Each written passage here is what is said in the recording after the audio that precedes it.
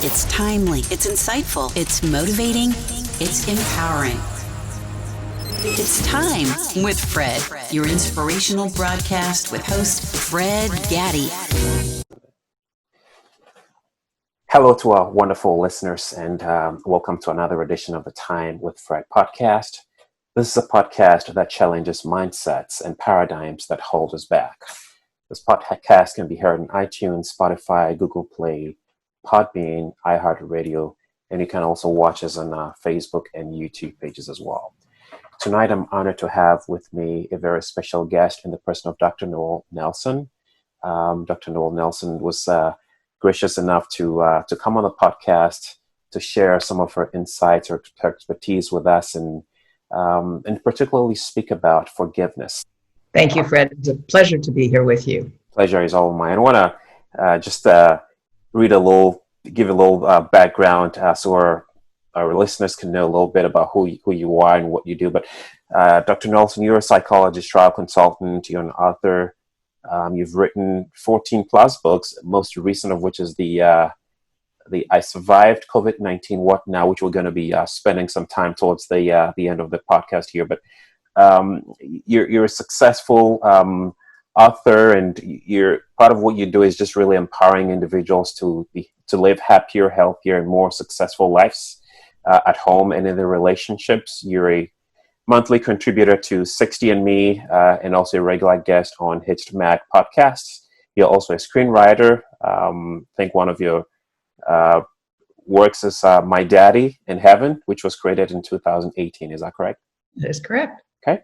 And you also hold advanced degrees in clinical psychology from the United States International University and sociology degrees from the University of California at Los Angeles and Sorbonne, Paris. Dr. Nelson, as I was reading a little bit about your bio and your website, there was a story that caught my eye. And oftentimes when we have our guests come on to share, all the accomplishments and all they do, there is often that inability to realize that these guests are people like us who've been through trials and tribulations, right? And we're speaking from experience based on some of the challenges that we've dealt with.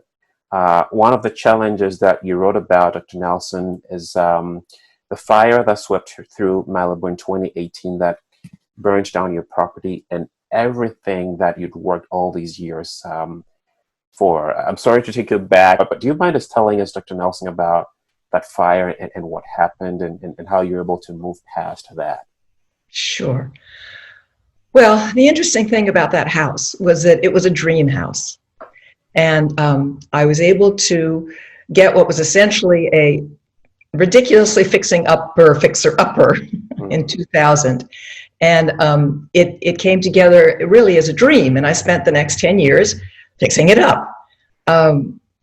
It was on the top of a hill overlooking the ocean with a 180-degree view with State Park in front of me. And it was literally a dream that I had worked for, longed for, wished for, prayed for, and manifested. Never in any of my ideas did I think that would be gone. I remember in 2018, that fall, the fella that helped me do things like redo the deck and things like that say, well, there's some rotten wood here. What do you want to do? How long do you expect to stay here? And I said, till I die. Because that was my dream house. I wasn't going anywhere. Well, it was not to be.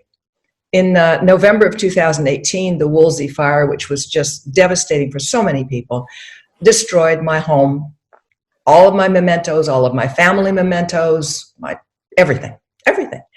I walked away with my 2 dogs, thank you God, with my laptop, my phone, and my wallet. And that was it. I had no idea my house was going to burn down. I just left and I went to the place I would always go to, which is my best girlfriend's house. And we stayed up nights watching television, trying to figure out if my house was intact or what. Because I lived in such a remote rural part of Malibu, the part you don't see on TV. It's up in the hills where there's vineyards and things like that. We didn't know for 2 weeks whether my house was there or not.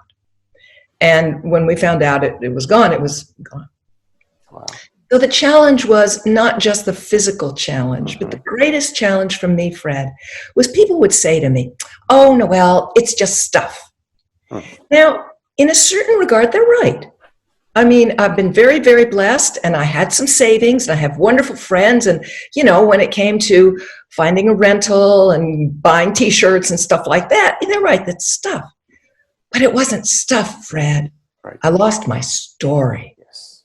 And that was the part, and still is the part, which is so difficult to forgive.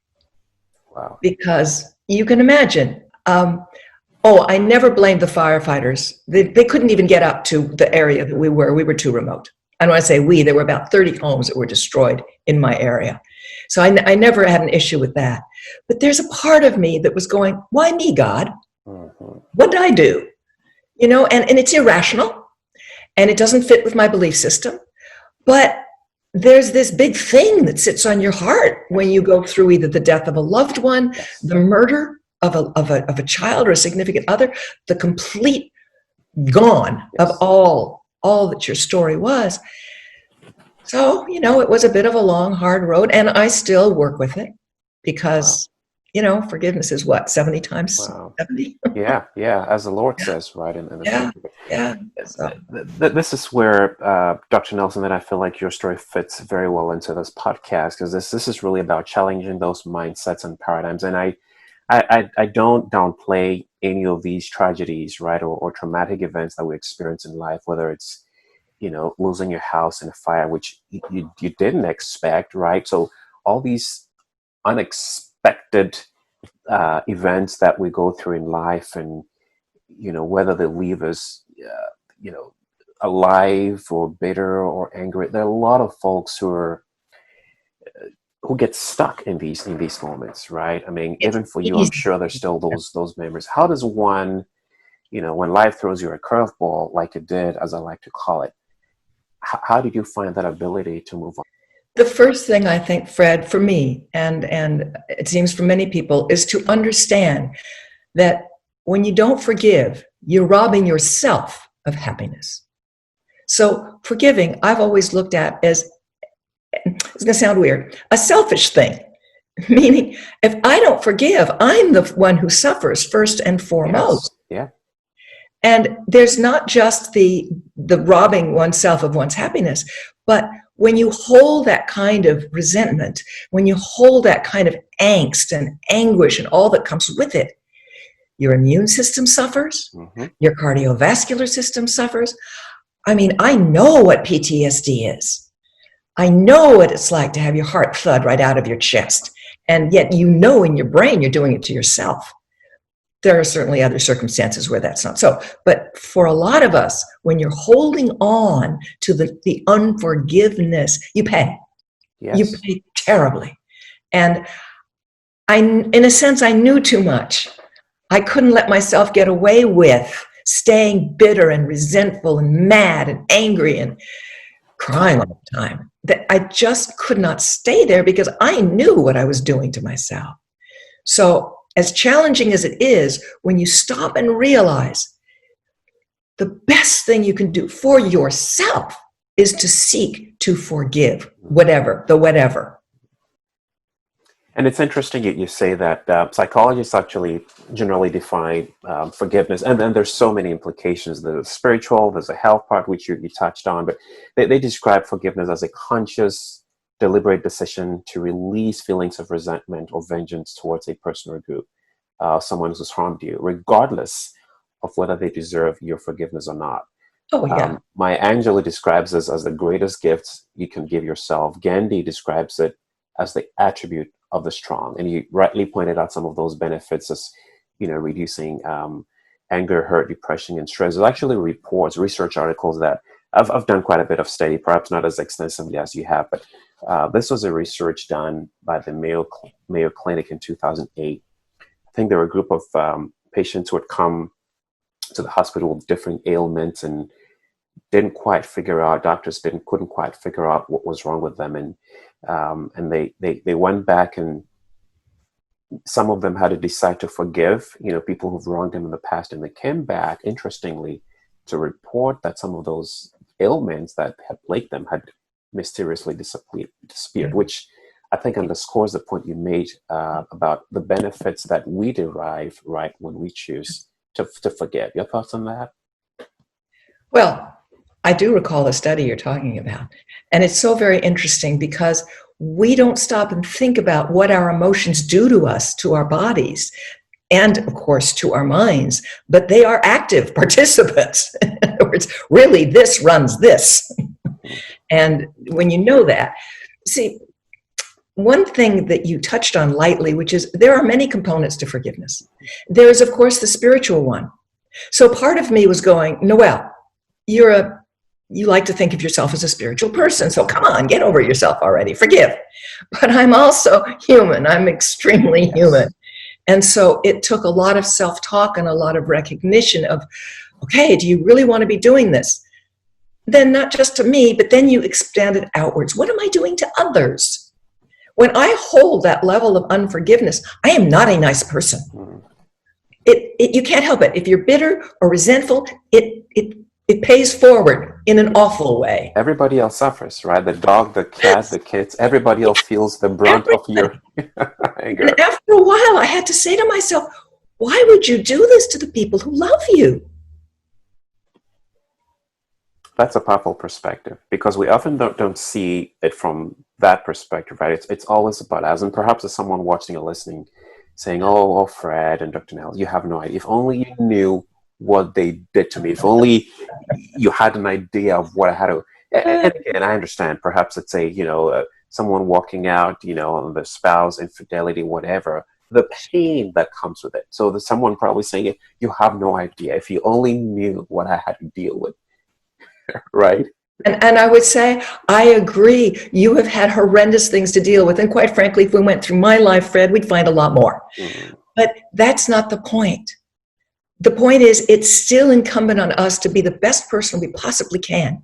And one of the best things we can do, both for ourselves and others, is that gift that you spoke of, to forgive. And where people get hung up is they think, you don't know what I've gone through, and if I forgive that blankety blank, that he'll do it again, she'll do it again, whatever. That's the wrong approach. You can't come from, I'm giving them permission, because that's not what forgiveness is. Forgiveness is letting go. It's not giving permission. They're two entirely different things. I totally agree with you. And another misconception that I've heard is, when I forgive, I'm stooping so low, right? It's a sign of weakness when I forgive. But the opposite is actually true. It actually takes a strong person to forgive, because you're confronting the uncomfortable. I interviewed a guest, Laura Farenthold, a couple of weeks ago, and she shared an example of attending a wedding, and there was this family member who was there at the wedding, and obviously they hadn't spoken in a while, and sometimes just seeing that person alone just brings back all these painful memories. And she shared that it was at that point that she decided to walk to this family member and hugged this person, and refused to let go. And for a few moments, by the time they were done, they both started crying. And she described how relieving it was for her. She had lost her husband through cardiac arrest a while back, and I asked her, what would you do differently, knowing that this was inevitable? One of the things that she said was not letting the sun go down on your anger. I think it's Ephesians 4:26, which I thought was very powerful. Your reactions to that? Oh my goodness. First of all, it took enormous courage, and I'm so applauding her for having the wherewithal to go up to this person that she basically couldn't stand and going, you know what, too bad, I'm going to love you anyway. Because if we all could just do that, even a little bit, Fred, our world would be so much brighter. So that would be one thing I would say to it. And the other is, yes, knowing what one knows about the impact of anger and resentment and bitterness, to keep it even so much as an hour is not a good idea. So letting it go before the sun sets, yes. That's, people say don't go to bed mad. Yeah. A lot of our common sense sayings actually have a lot of sense to them. Yeah. Don't go to bed mad at yourself. We don't forgive ourselves either. That's the other one. Yeah. we need to forgive ourselves, forgive the dog, forgive the loved one, forgive whatever in our world, so that before we go to bed, meaning go to bed with a peaceful mind. You'll do yourself so much more good. Yeah. One article that I read said that one 5-minute episode on anger is strong enough to impact one's immune system for up to 6 hours. And that was startling, because it was like one 5-minute episode, I mean, up to 6 hours. And I think the opposite is also true. I heard this another person say that the same 1 hour of laughter or lightheartedness can also impact your immune system positively for up to 24 hours. Right. Thoughts on that? Just that we forget how we are connected, and that really our emotions are what then feed the neurotransmitters throughout our hormonal system and all that, which is what generates that response, be it either a positive response to our immune system or a negative response to our immune system. So yeah, but I think if I look at the bigger picture, really our concern first and foremost needs to be, and pray tell, what good is it doing you not to forgive? To you, to others, to your world, what good is it doing you? Why would you waste your energy? So much of what I see when I see people angry, hateful, rageful, unforgiving is, I feel like saying, why are you wasting your life force, your energy? Inside you have so much more to you than this moment, year, hour of rage. How about working towards releasing that, letting go, the true meaning of forgiveness, letting go, so that you can be who you are truly meant to be.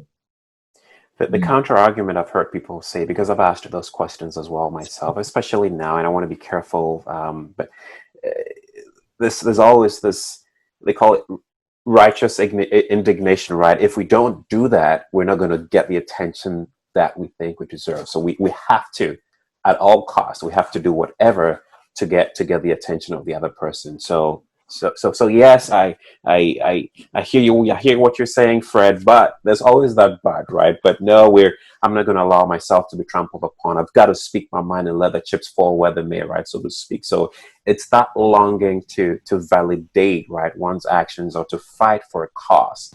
And oftentimes it's through that we see the downstream impact of all the things that come with it. So yes, I hear what you're saying, Fred, but yes, I still need to make my voice heard. I still need to show them, right, or put them where they need to be. There's a difference between make your voice heard and show them. There's a big difference. Yeah. And there are people throughout the ages who have managed to make their voice heard without beating up on the other guy, so to speak, figuratively or however. Yeah. So it's not easy, because it is absolutely true. You can get more attention by whapping somebody over the head with a stick. However, they're now bleeding and unconscious. So, but you've made your point by whapping the person over the head with a stick. But what have you accomplished, really? So, yes, I hear the argument and I hear the counter argument, and I will stubbornly, very stubbornly, stand up for, okay, I'm still going to try to be the best I can be. I'm going to be like that lady, and I will hold her, the image of her hugging that person strongly in my mind, because it's such an inspiration. And it's so powerful. And it's so powerful. And she was like, Fred, how to be that big a person, right? Yeah. And the sad part, Dr. Nelson, you've probably encountered this through your practice, but the human, or the spiritual element of this is, tomorrow is not guaranteed to anyone, right? We don't know for sure what tomorrow is going to bring. And so here I am holding someone in contempt for what they did to me.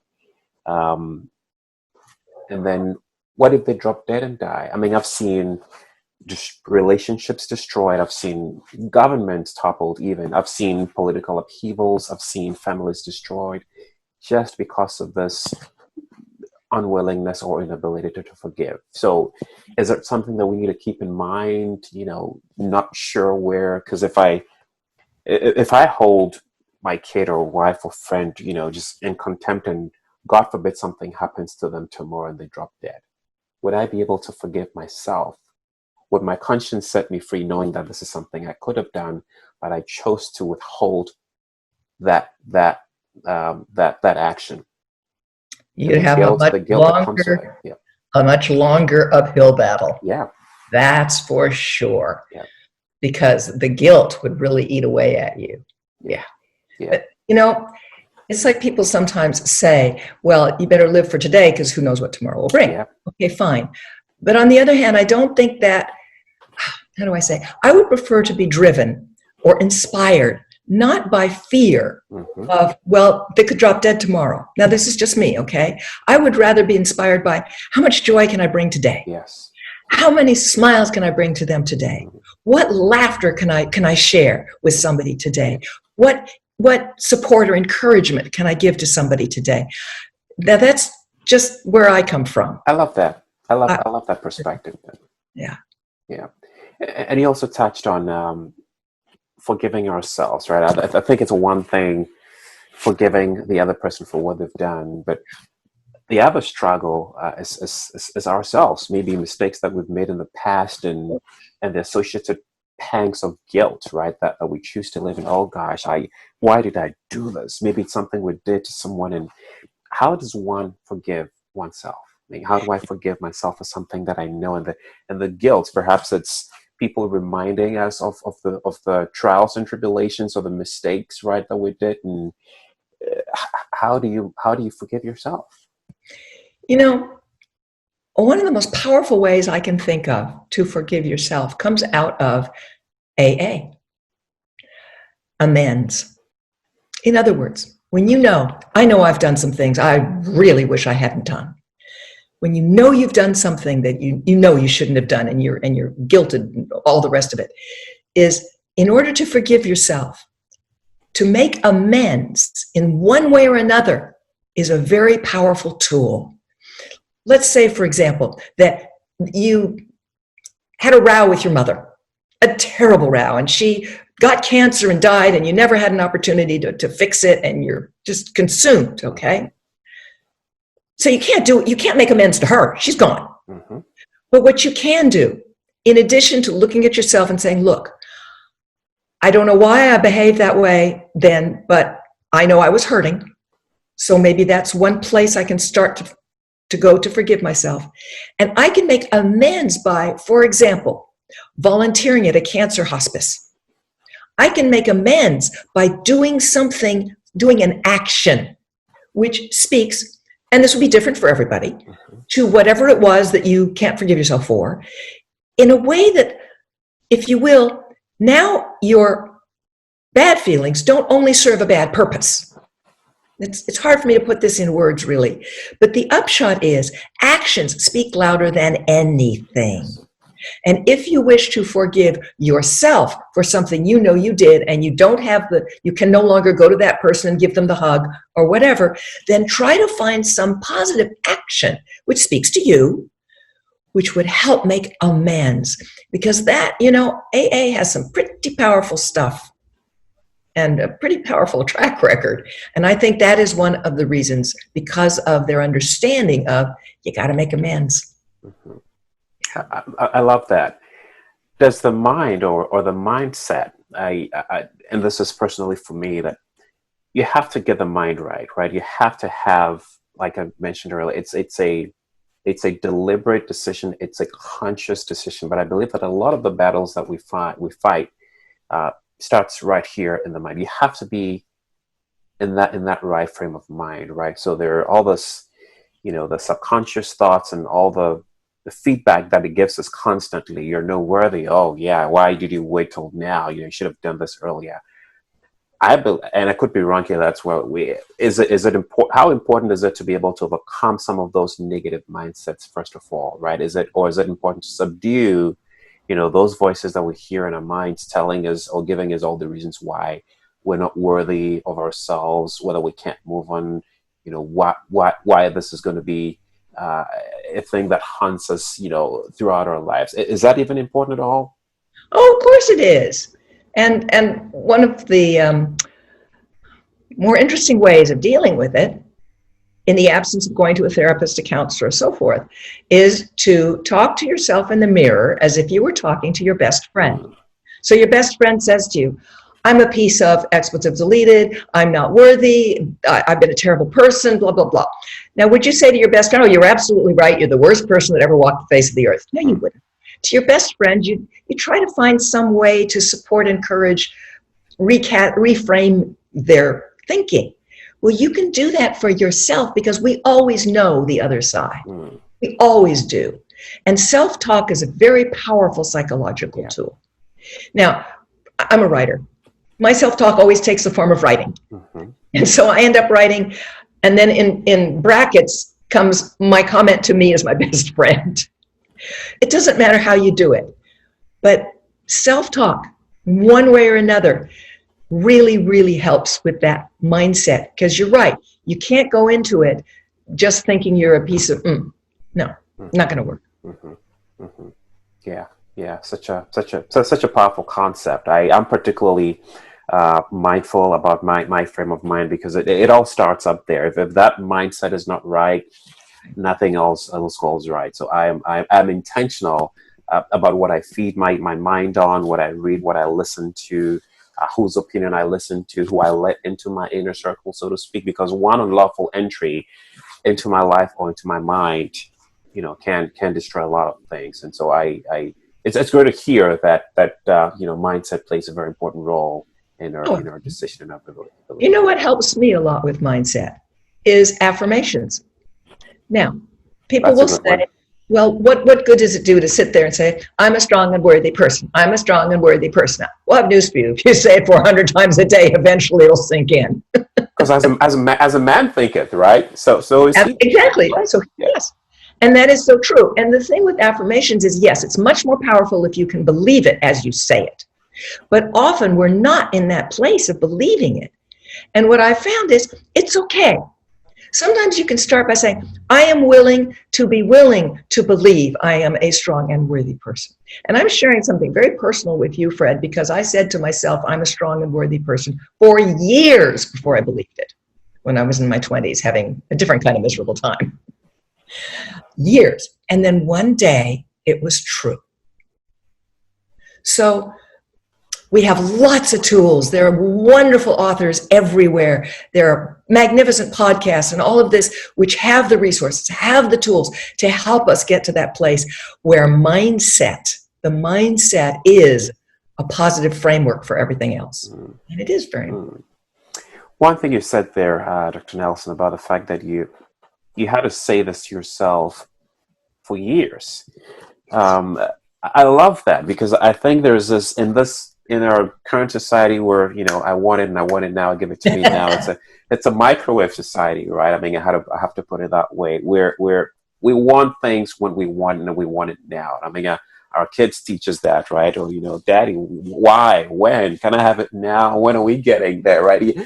And so there's this expectation that change has to happen overnight, right? Or the fact that I'm telling myself that I'm smart and I'm worthy, I have to see the results immediately, right?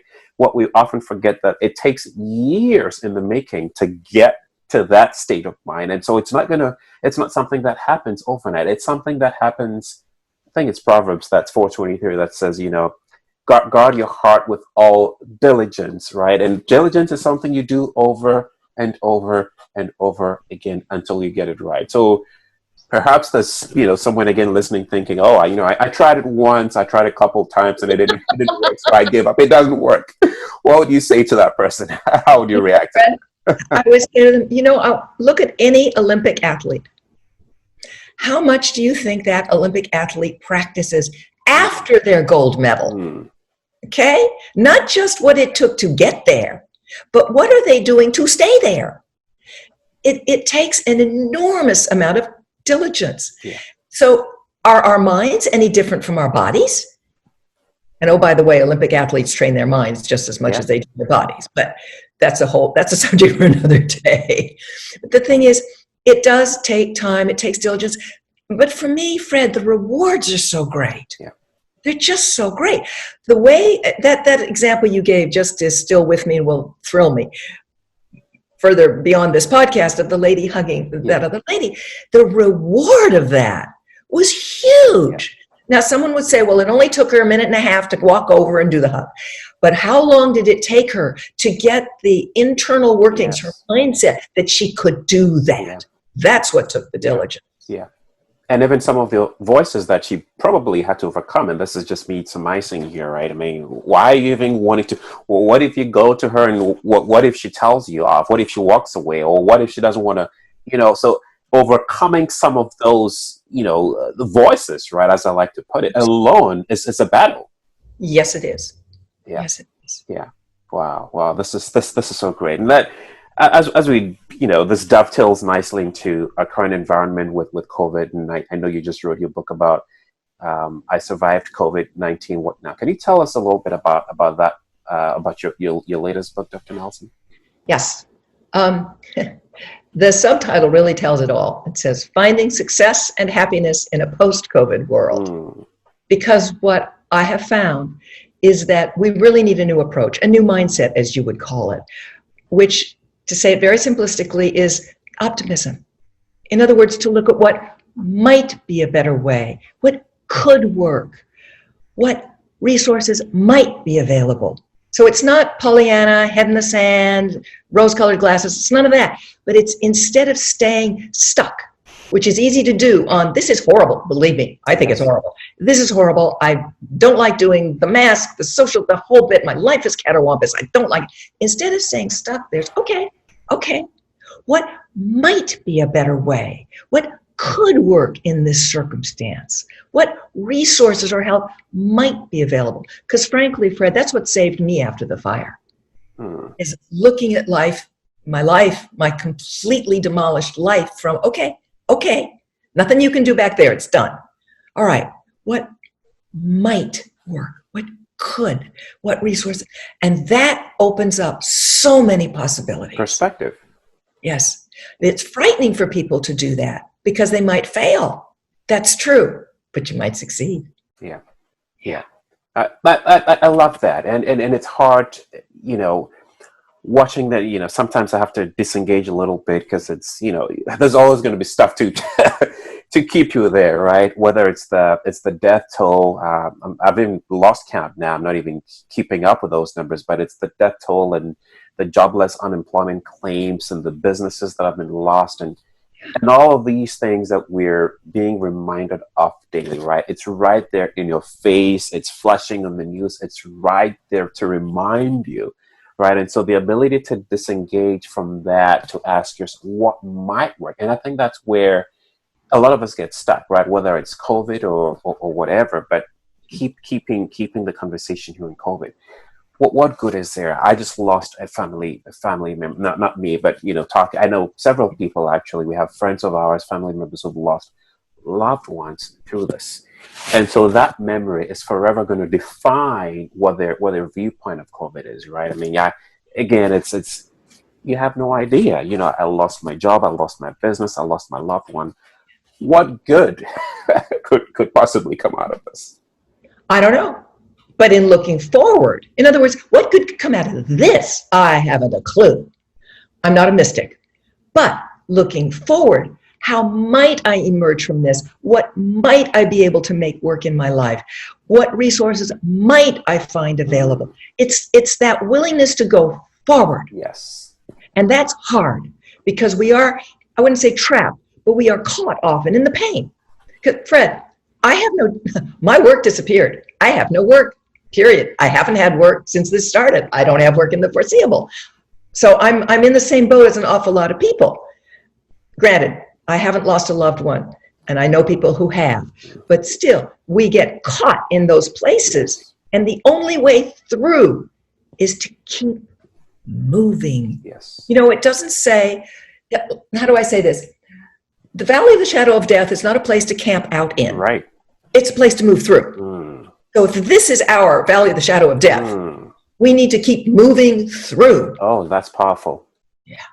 That's powerful because we could decide to pitch our tents there, right? Or we could decide to keep walking through. And David said it, even though I walk through, it didn't say when I stay there. Yeah. Oh, that's a powerful perspective. And to your point, Dr. Nelson, you could also be asking all these questions, right? You could also be blaming everything. Oh, why me? Work's gone.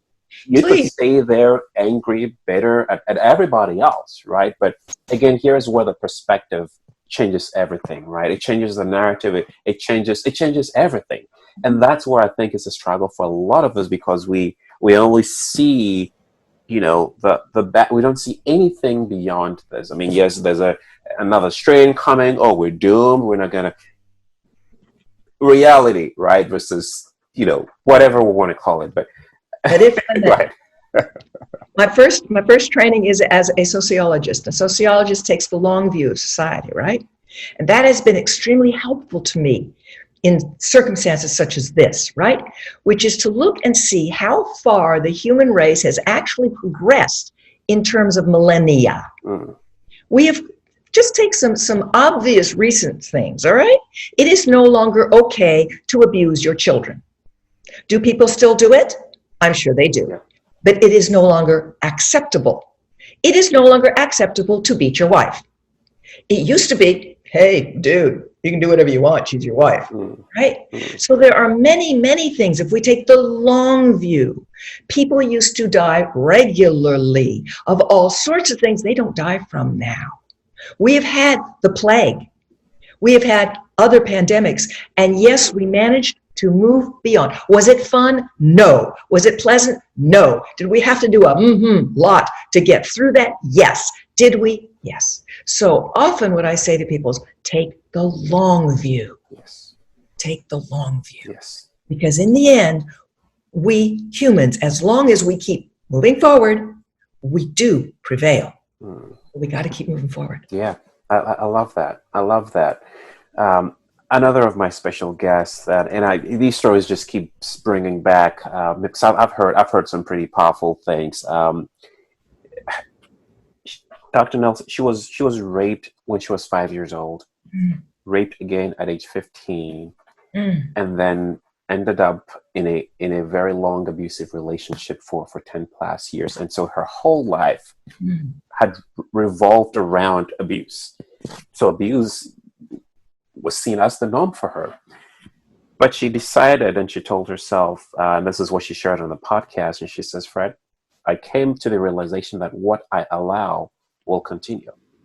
And so she had to turn around from, I guess, what had become the norm, from what you'd known, growing up, and take a complete 180, I guess, to be able to move past that. And I would imagine that was not a very, very easy thing, because there were threats, you'd never amount to anything. If you leave, I'm going to take this kid. So there were clear and present dangers, right, associated with that. But she still told herself, what I allow will continue. As long as I remain in this situation, whether it's unforgiveness, whether it's with bitterness, as long as I remain here, nothing is going to happen. I have to confront the uncomfortable and make that bold step, however scary or frightening that might be, again, because what I allow will continue. And she did. Jerry, good for her. She did. Good for her.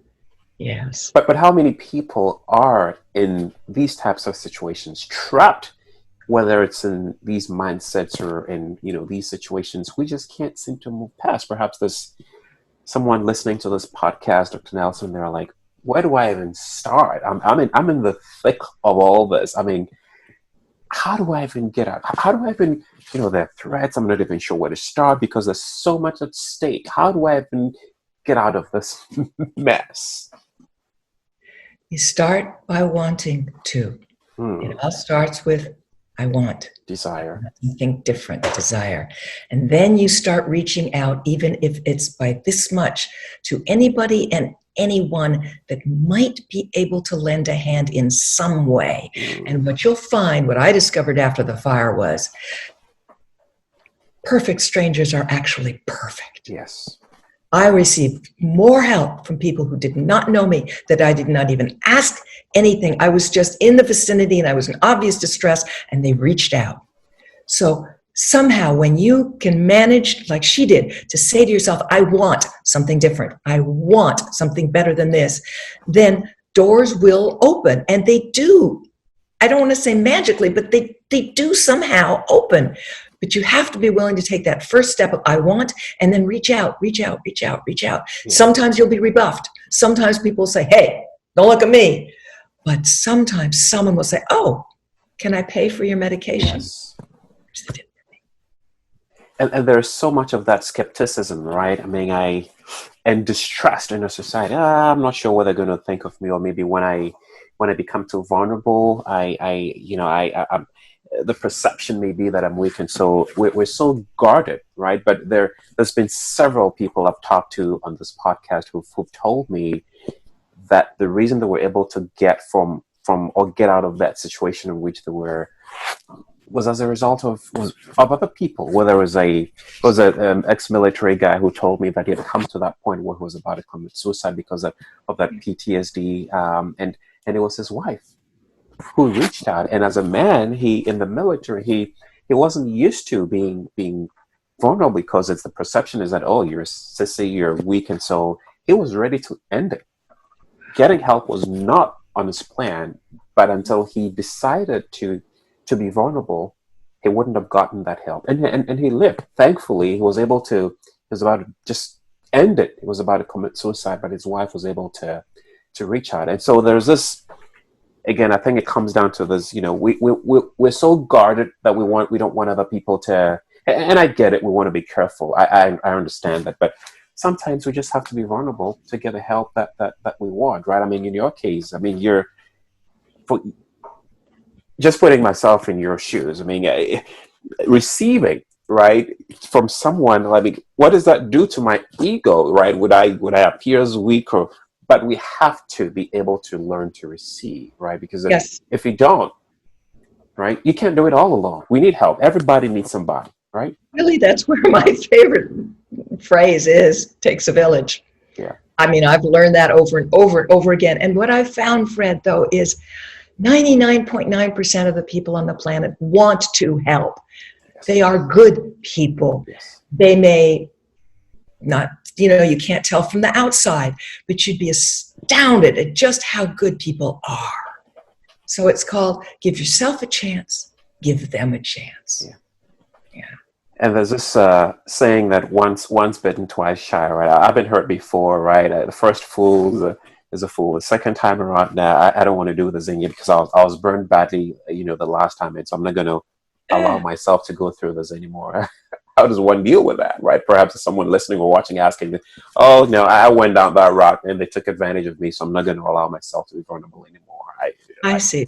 So you're going to cut yourself off from all possibility of love and happiness and so forth because once you got slapped but good, mentally speaking. Well, here's the thing, is welcome to life.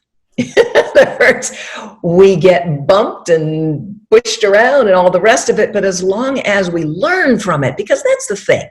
If once bitten, okay, I've had unsuccessful relationships, right? And it's then I had to step back and say, okay, how did I allow that other lady's phrase, wonderful word, how did I allow? What was my part in this?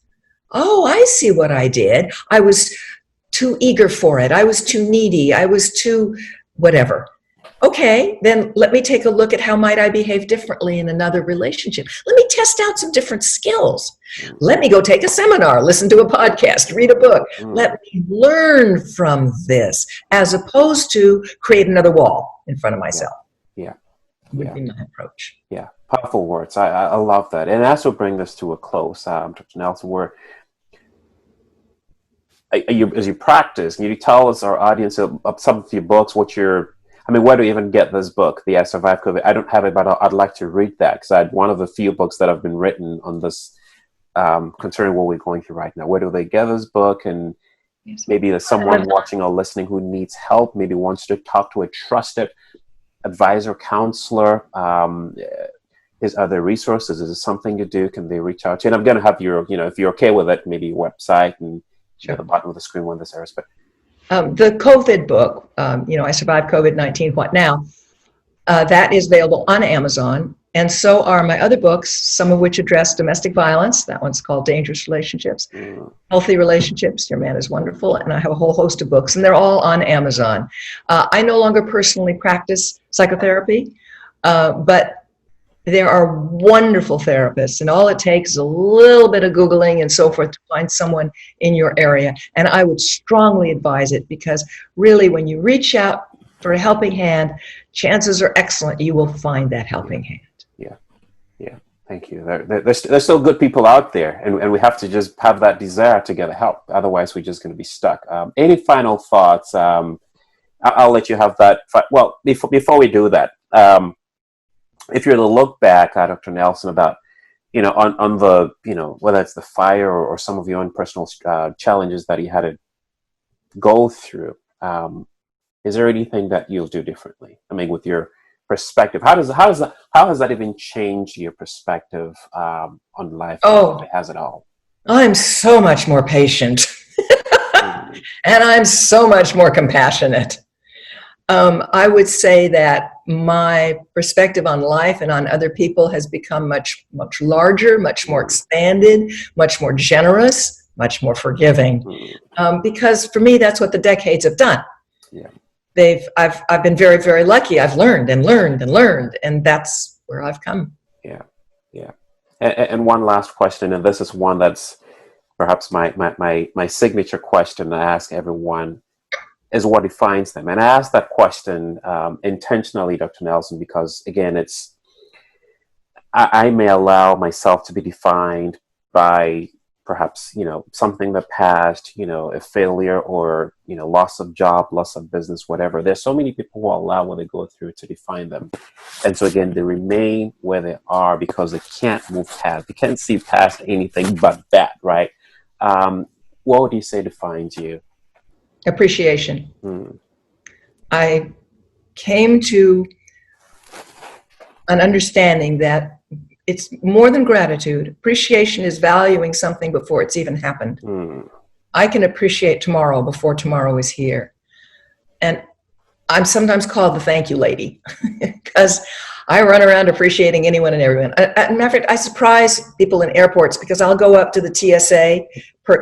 Used to, before coronavirus, spend a lot of time in airports for work. And I'd go up to the TSA person and say, thank you so much for helping us. I'd walk up to the policemen, they sit up in this thing over there, and say, thank you so much for protecting us. And they look at me like I've dropped in from another planet. But I have learned that appreciation is the one thing that people crave. Yes. And if I can give this much to, I don't know, one person every other day, maybe more if I can be out there in the world, and it doesn't matter what, and I don't care who it is. It's for me, what has come to define me. Appreciation. Wow. Powerful. You'll find 3 or 4 books of mine all called The Power of Appreciation, The Power of Appreciation in Business, The Power of Appreciation in Everyday Life. It's needed. It goes on. It's needed. I love that. Thank you. Now, as we wrap up, I'll let you have the final words. Whatever you want to say to our listeners who are maybe watching us on Facebook or YouTube, or listening to the podcast or iTunes, Spotify, or wherever they may be listening to. What do you say to them? I would say, take heart. You are bigger than you know. You are braver than you realize. And there is good out there for you. Take heart and move forward. Take heart and move forward. Thank you so much, Dr. Nelson, for coming on our Time with Fred podcast and sharing your thoughts, your experiences, insights on forgiveness, and also to our audience who joined us today listening to this podcast. We really appreciate praying for the very best for you. Stay well, stay safe, and until next time, blessings to you.